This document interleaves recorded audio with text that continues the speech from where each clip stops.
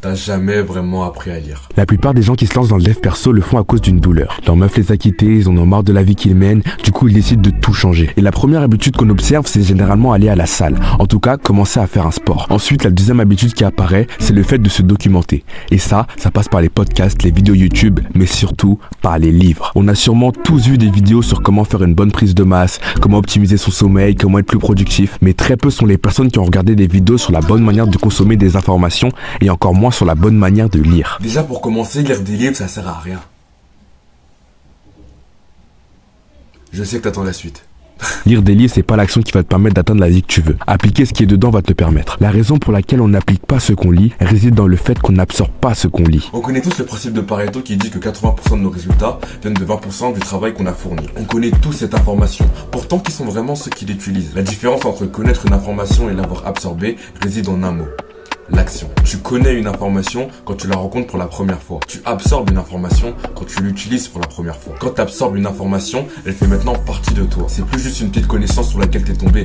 Non, là ça devient une expérience. La première fois que je suis tombé sur le concept de douche froide et de ses bénéfices, j'étais assez sceptique. Comment juste mettre de l'eau froide sur ma tête, ça allait me permettre de me sentir aussi bien? En mode je mets de l'eau froide sur ma tête et je vais être heureux. Mais toutes ces pensées-là, elles sont parties très très vite la première fois que j'ai testé la douche froide. Je me chauffe pour le faire, je me déshabille, je rentre dans ma douche, j'ai mis ma main sur mon robinet et j'attends. J'étais chaud au début, mais dans la douche c'était une autre histoire. J'hésite pendant une bonne dizaine de minutes et puis je me lance. Au moment où l'eau touche mon corps, choc instantané. C'est comme si je venais de me prendre une claque. Je respire fort et mon cœur il bat aussi vite qu'une instru de Jersey Drill. Quelques secondes plus tard, je commence à m'habituer au froid et mon corps a réussi à stabiliser sa température interne. Je sors de là, je me sens comme Cédric Doumbé après son combat contre Jordan Zebo. Je me sens fort, rempli d'énergie. Je connaissais pas encore toute la science derrière ça, mais un truc qui était sûr, c'est que je me sentais bien. Avant cet épisode-là, je connaissais déjà le principe de douche froide, je connaissais déjà les bienfaits qui allaient avec, mais j'avais jamais vraiment expérimenté, tu vois. Là, je venais enfin d'absorber l'information. Cette information sur la douche froide là, elle était marquée en moi. Les frissons, les palpitations, tout ça là, c'était gravé dans mon corps. Le problème dans le dev perso, c'est qu'on lit pour les mauvaises raisons. 99% des gens ils lisent parce qu'ils ont vu tout le monde le faire et parce qu'en vrai, ça leur donne une bonne conscience, tu vois. Ils ont fait une bonne habitude, ils ont lu leur petit livre aujourd'hui, influence et manipulation, c'est carré. Mais la plus grosse raison, c'est celle-là, c'est parce qu'ils pensent que simplement lire le livre va changer leur vie. Si on veut lire, c'est pour apprendre. Consommer l'information, puis l'utiliser. Et là, je m'adresse pas aux personnes qui veulent lire pour le plaisir, je m'adresse aux personnes qui veulent tirer les leçons de ce qu'ils lisent. Et ça, mon gars, ce concept-là, il marche pour absolument tout. Par exemple, t'es en relation, ta meuf elle te dit, bah, j'aime bien les Oreos, ça c'est ton information, bah, tu lui offres des Oreos, ça c'est l'information mise en pratique, tu vois. À l'école, t'as ta leçon, bah, c'est ton information, et puis, bah, on donne des exercices, c'est l'information mise en pratique. Et tu sais ce qui est super drôle? Oui, je sais, je suis en short depuis le début, c'est qu'en vrai, ce que je te dis là, tu sais déjà, je sais que tu sais déjà, tout le monde sait que oui, quand on lit un livre, bah, il faut utiliser l'information, tout ça tu le sais, mais pourtant tu le fais pas, tu vois. La meilleure manière de lire selon moi, c'est celle qui utilise la règle des 7 minutes. 420 secondes pour produire une étincelle dans ton cerveau. T'as vraiment intérêt à écouter mon gars parce que juste pour toi là j'ai sorti la blouse. Bref, en gros dans ton cerveau t'as des neurones. Les neurones c'est des cellules qui peuvent recevoir l'information et produire de l'information. Mais bref, c'est pas ça la question. Tes neurones, tu vois, il y a plein de petits traits comme ça, là. Tu vois, c'est là où ça passe l'information. L'information, elle passe par tous les petits traits que tu vois, là, tous les petits fils. Pour faire simple. Ça, c'est des synapses. Ils sont tous reliés par ça, là. Voilà, ils sont reliés entre eux. Et ce qui est intéressant, c'est que lorsque tu découvres quelque chose de nouveau, quand tu rencontres un nouveau concept, une nouvelle idée, et bah, entre tes deux neurones, il y a un nouveau chemin qui se crée. Tu vois, il y a un nouveau chemin pour l'information qui se crée. Et quand cette nouvelle connexion entre ces deux neurones elle est effectuée, se sécrète de la dopamine. Et c'est ça l'étincelle dont je te parlais depuis le début. Cette petite étincelle dans ton cerveau, elle se produit lorsque tu rencontres un nouveau concept qui pourrait te servir. Une nouvelle manière de voir les choses. C'est petit ou... Ah, ok.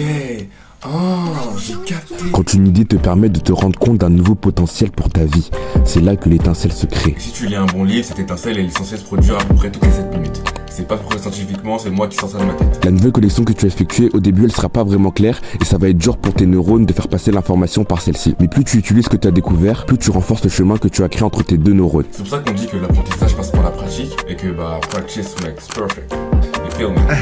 Fallait que je le fasse. Et si le sujet t'intéresse un peu, mon gars, ça s'appelle la neuroplasticité.